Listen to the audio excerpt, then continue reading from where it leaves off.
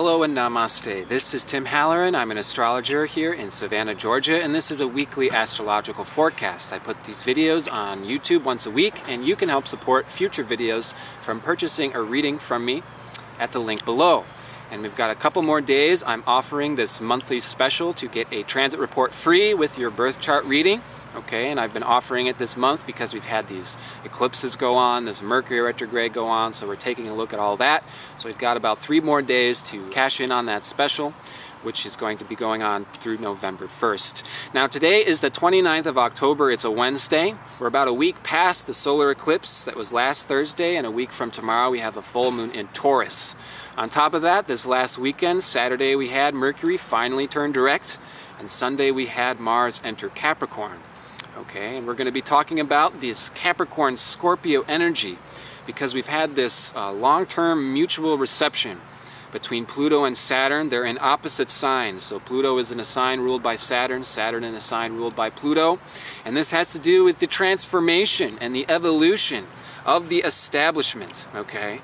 And because we have Halloween 2 days from today, I think we're going to study this very fascinating holiday, if you're going to call it that, from a much more objective, kind of big bird's eye view perspective.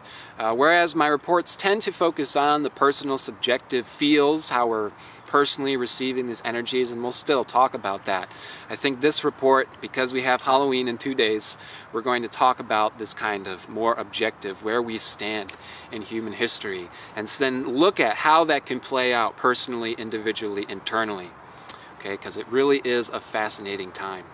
Okay, so Mars moving into Capricorn, and the moon's in Capricorn right now. As we talked about in the last report, the energy has shifted from air to water now. So the energy has kind of come down out of the clouds, all right, out of the fluttery fairy-like energy, and it's getting a little heavier now, a little bit more serious, down to business, all right? Mars in Capricorn throughout the next month, all right, is getting down to business. And for those of us who like to get down to business, who like to accomplish many things and be active in the outer world, this might be a little bit more comfortable for us, where those of us who are more thinkers, dreamers, you know, who don't always like to be super busy and cramped, this can be a little bit more frustrating of a time. But nonetheless, either way, we are talking about security. Okay, we've got the full moon in Taurus next week, Capricorn energy going on. This mutual reception is transforming this energy, bringing it to the surface, making us really look at the past and see maybe how it wants to transform and evolve. Okay, so we've got the Sun, Venus, Saturn, and Scorpio. And Scorpio is this highly transformative, not liking mundane, not liking the boring, everyday, rigid reality that is represented by Capricorn, traditionalism, the, you know, day-to-day reality, what we're doing. Okay, so we have this interesting dynamic, okay, of Scorpio transforming and evolving the Capricorn tradition that's going on, all right? And the reason I want to talk about Halloween is because it's very fascinating to see the origins of this holiday. You know, all these holidays today are, for the most part, unconscious. We aren't aware of the origins of things anymore. We're not so much into history, especially esoteric history. The history we get taught in schools is superficial and shallow, okay? But this Halloween obviously has its origins in Celtic tradition. It goes all the way back to the age of Taurus, thousands and thousands of years ago. This holiday has its origins, somehow surviving the age of Aries and the age of Pisces, and now we stand on the cusp of the age of Pisces moving into the age of Aquarius. And this holiday of Halloween has obviously transformed and distorted a hell of a lot, and we can see within it this sort of unconsciousness that sort of is provoking us to look at these things that are beneath the surface, all right, that is this Scorpio energy. All right, so we are in Scorpio season now, and Halloween is this perfect representation of what Scorpio is. Okay, first of all, Scorpio represents desires and taboos. Okay, so what do we have? We have lots of death, witches, skeletons. We like to dress up in edgy, controversial things, and that's what the Halloween costume is. Okay, it also represents sexuality in these things, so we have all the women in like the slutty costumes, alright, and there's all this controversy going on with that, and all of these types of things, and it's just a perfect representation of what Scorpio energy is, which is what is taboo, alright, what is not, you know, accepted by the mainstream. Alright, so we have this kind of darker, more mysterious death, sex, drugs, and these kind of things going on. But it is all practiced unconsciously. People aren't aware that this is the actual energy, like the seasons that we're moving through at this time. People are especially not aware of the history of Halloween and how it has transmutated over this time period, and how it's interesting for us to reflect on where we are now in history, as well as see how these various energies and this past and this history is reflected in our inner personal subjective reality. Okay? So what this is very much about is it's about energy that carries over. Alright, when energy changes from one sign to the next, it doesn't just happen all of a sudden. We're not just entering the age of Aquarius one day, 2012, everything didn't just magically turn into the next age, the way so many people prophesize this and that. It is much more of a dance, much more flowing, much more integrated. So we can see that the age of Taurus has lasted until now, and certainly the age of Aries is carrying over now, the age of Pisces is carrying over now, and we have to look at this stuff. We have to see how this history is reflected inside of us, and how this internal dynamic can be played out now as the Pluto Scorpion energy is transforming and wants us to move on, get into the next thing, evolve, grow up, okay?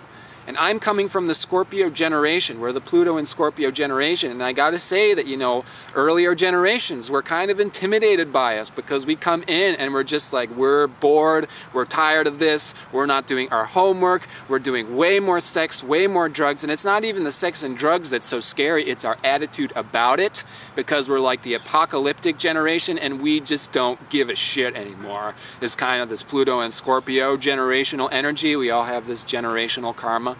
Okay, but we're kind of this generation that is here to shake up, all right, and this energy that's going on long term is shaking up everything, the establishment. So traditional people and all the old people are hating on my generation and all this, and I agree that, you know, once again, my generation has much of this energy that they embody, and yet it is unconscious, okay? So much sex, so much drugs, so much desire, and yet why? This Halloween is a reflection of this Scorpio energy. All this stuff is going on, and yet it is unconscious. Why are these taboos there? Why are these desires there? It is told in the story of our past. So what has happened to us? What is our history? Well, the age of Taurus was kind of the last feminine matriarchal age before the age of Aries, when Martian, the Roman Empire, took over, completely trampled on, shoved under, oppressed feminine energy, which has been going on for thousands of years now. Okay, so before the age of Taurus, we had age of Gemini, age of Cancer. These were very feminine ages, focused on earth energy, focused on the balance of man and female. That's Gemini age. We had Radha Krishna. It was all about balance and harmony and beauty. Okay, and then it was perverted and severely destroyed by the age of Aries, where we developed these huge egos. It was all about individual success. We had Alexander the Great taking over every single nation. It was all about conquering, taking over, growing popular, and becoming famous, rich, successful, having your name and your face over everything, the way his face was over all of the currency. However, we're talking about how this stuff carries over. Has the age of Aries truly ended in the age of Pisces? Absolutely not. What happened during the age of Pisces is this Aries dominant energy continued to play into Pisces, and Pisces, you know, in the 12th house, which is ruled by Pisces, is the house of self-sabotage, of self-undoing, of sacrifice, of sorrows. So we had this very sacrificial age going on through this Aries energy that kind of fizzled on over throughout the last thousands of years, where we self-undid ourselves as a human species. We lost all our inherent wisdom and knowledge going back for thousands of years. They burned libraries, they destroyed cultures, okay? And now we're here entering the age of Aquarius. We're trying to transition into this time where we can remember that we as individuals are reflected in every other individual, that every other culture has within it the same fundamental truths and philosophies and these kind of things. However, we're at this period where we're on the cusp and the old age is pulling us back and the new age is pulling us forward. And it's very fascinating, all of this stuff that is going on, because we can really feel this tangibly during this time with Mars and Pluto and Capricorn. This has everything to do with security. All right, we've already come out of this age of Pisces where we lost everything. It was fight to survive. It was a very dark world. We survived the medieval age, the dark ages, and you know what? It was the age of sacrifice. If you practice those old Taurian matriarchal religions during the age of Pisces, you were literally sacrificed. You were strung up and burnt at the stake. Okay, so we have all these very deep internal memories of this whole process that we've gone through for thousands of years.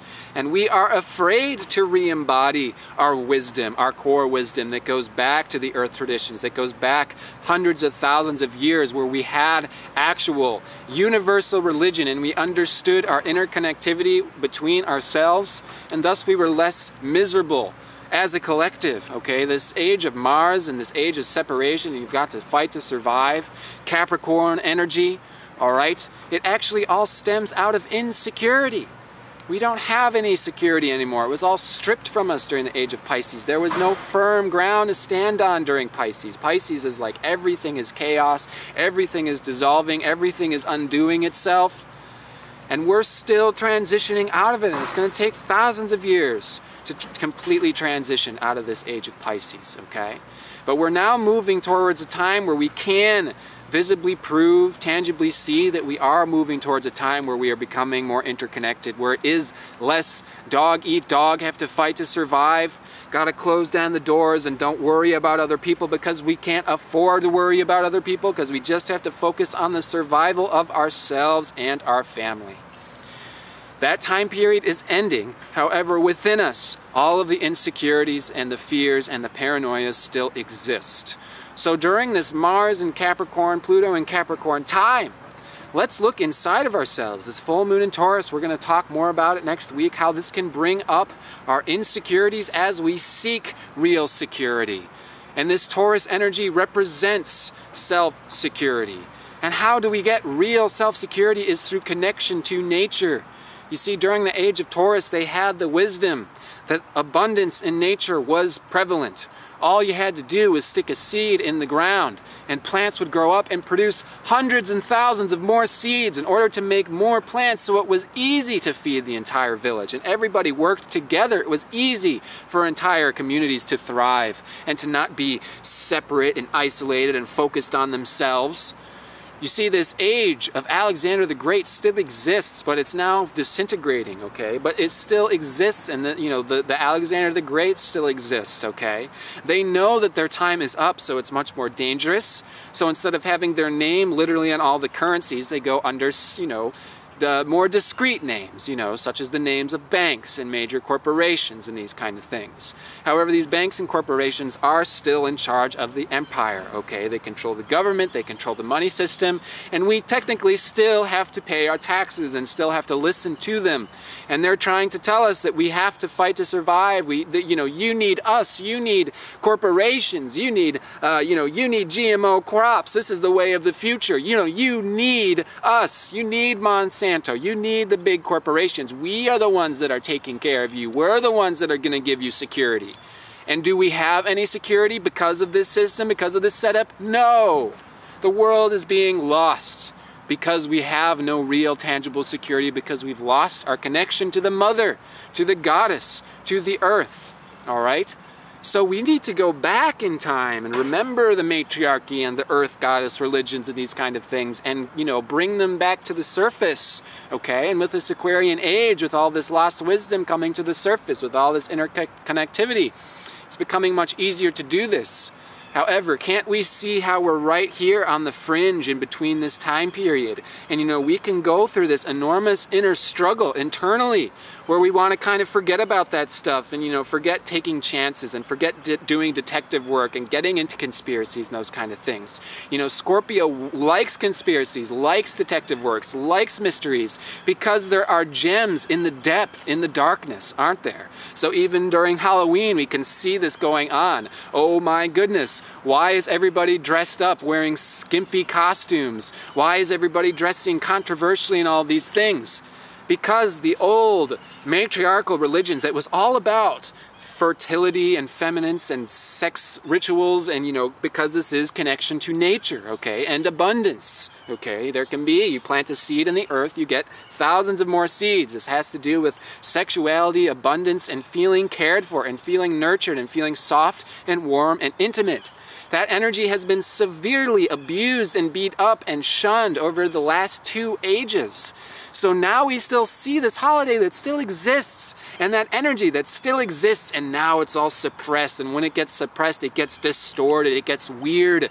So now we have this Scorpio generation that's all powerful, we have all this pornography and all of these sexual fetishes and stuff, and these exist, the sexual fetishes exist because we have suppressed our own nature for so long. We have all this homosexuality and all these things coming around, which is in no way negative. I think that this is happening to help us evolve into the next age, all right, where things aren't so black and white. You are a man, so you go to work. You are a woman, so you stay home and clean.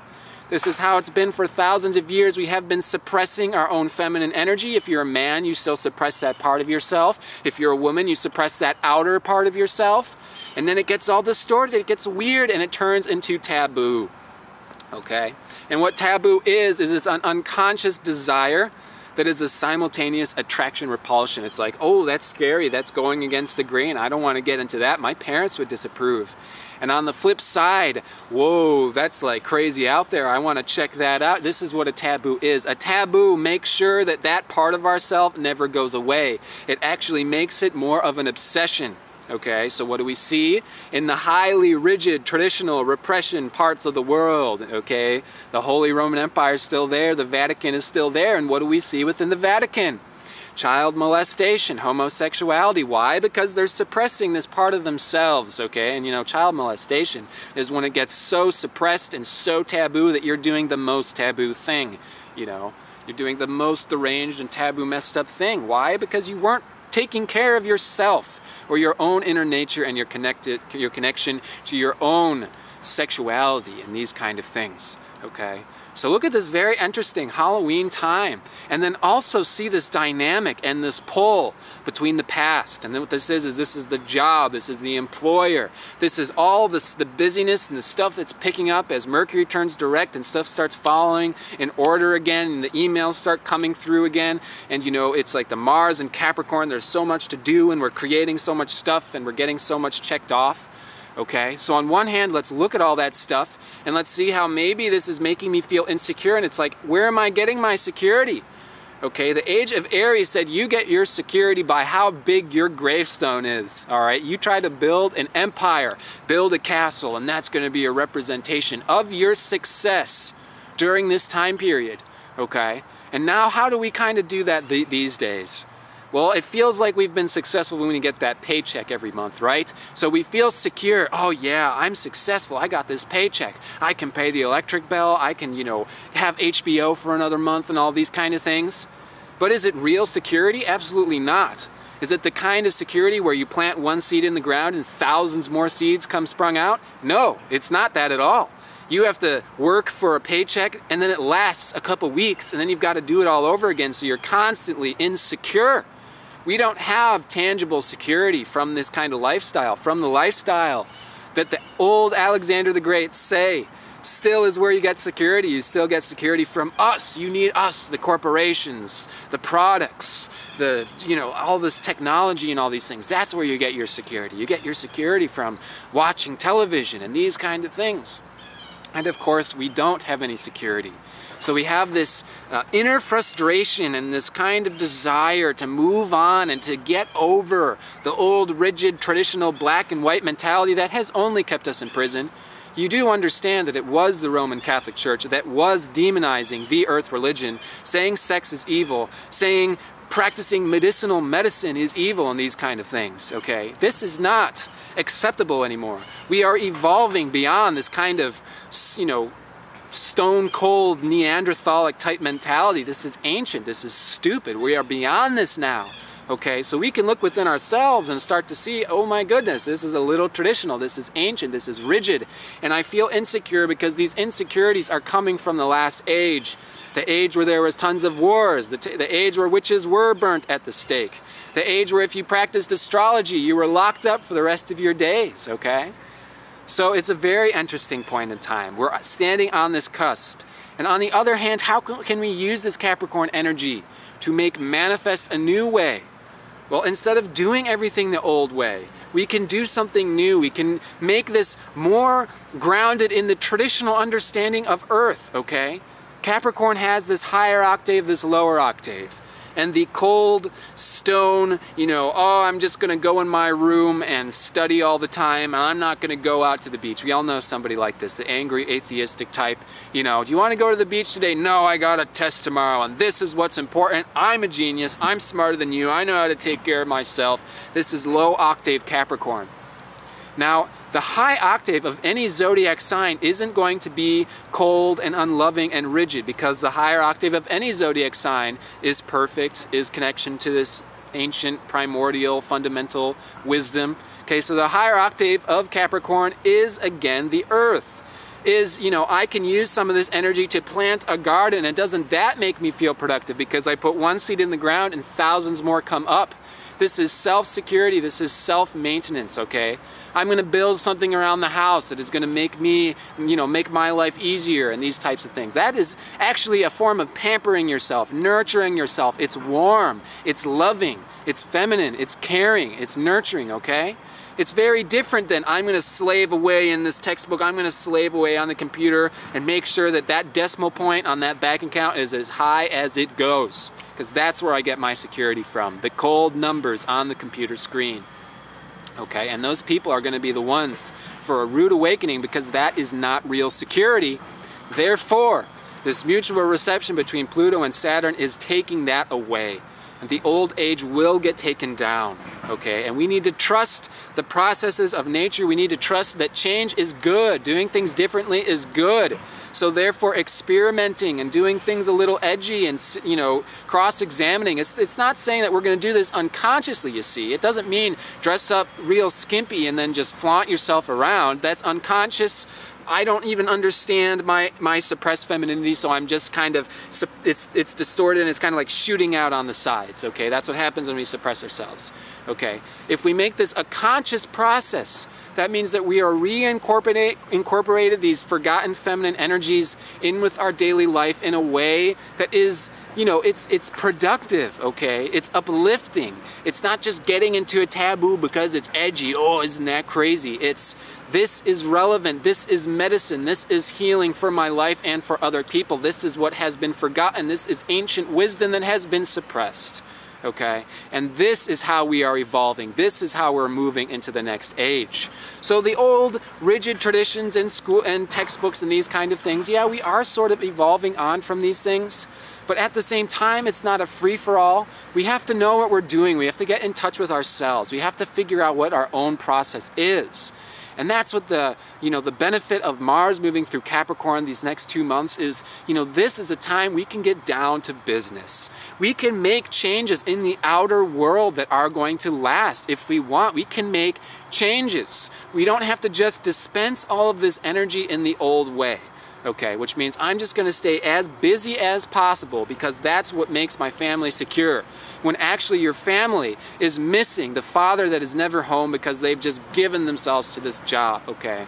So many examples of the old paradigm we can give where we start to see this dominant Capricorn energy that has suppressed the feminine energy within both men and women, and it has hurt both men and women, kept both men and women cold and bruised and isolated for a long time, okay? And this history is not just the past, it is within ourselves too. We have been there, we've been through this stuff, and now is our time to take control and move on, all right? And we take control by knowing where real security comes from, and real security does not come from the outside world and the conditioning that we receive from the schools, the government, the commercials, the corporations.